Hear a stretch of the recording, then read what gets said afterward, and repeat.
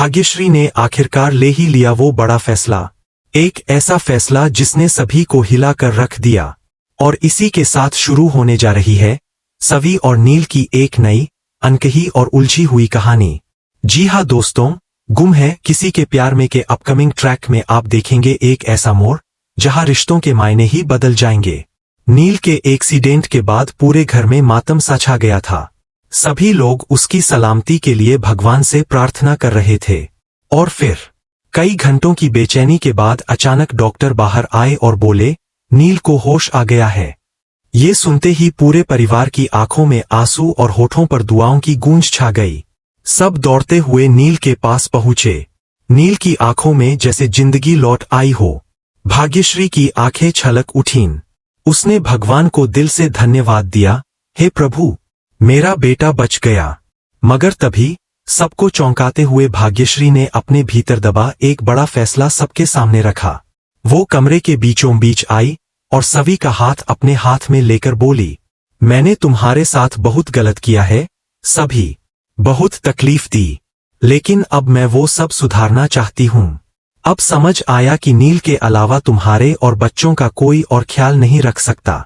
रजत के बच्चे हमेशा खुश रहें, यही मेरी सबसे बड़ी ख्वाहिश है। इसलिए मैं चाहती हूं कि तुम नील के साथ अपनी जिंदगी की नई शुरुआत करो। पूरा कमरा स्तब्ध हो गया। सन्नाटा छा गया। सवी का चेहरा जैसे सफेद पड़ गया। उसकी आंखों में आंसू भर आए। कांपती आवाज में उसने कहा, नहीं मम्मी जी, मैं ऐसा नहीं कर सकती। आप ही मेरा परिवार हो। नील के लिए मेरे दिल में कोई बुरी भावना नहीं है, मगर रजत की जगह कोई नहीं ले सकता। मैं आपके साथ ही रहूंगी।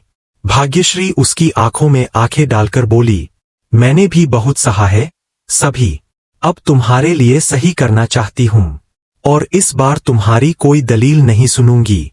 एक माँ जानती है कि अपने बच्चों के लिए क्या सही है। सभी के दिल भारी हो गए। पर लीना, जो कोने में खड़ी थी, उसने इस रिश्ते के खिलाफ आवाज उठाई, ये ठीक नहीं है। रजत की यादें मिटाकर नील के साथ, ये अन्याय है। पर तभी नील की आंखें पूरी तरह खुल गईं। उसने चारों तरफ देखा और एक एक चेहरा पहचानते हुए मुस्कुरा दिया। उसकी याददाश्त वापस आ चुकी थी। भाग्यश्री फौरन उसके पास गई और बोली, नील, अब वक्त आ गया है कि तुम सभी और उसके बच्चों को अपनाओ। वो आज भी तुम्हारा इंतजार कर रही है और तुम्हारे बिना अधूरी है।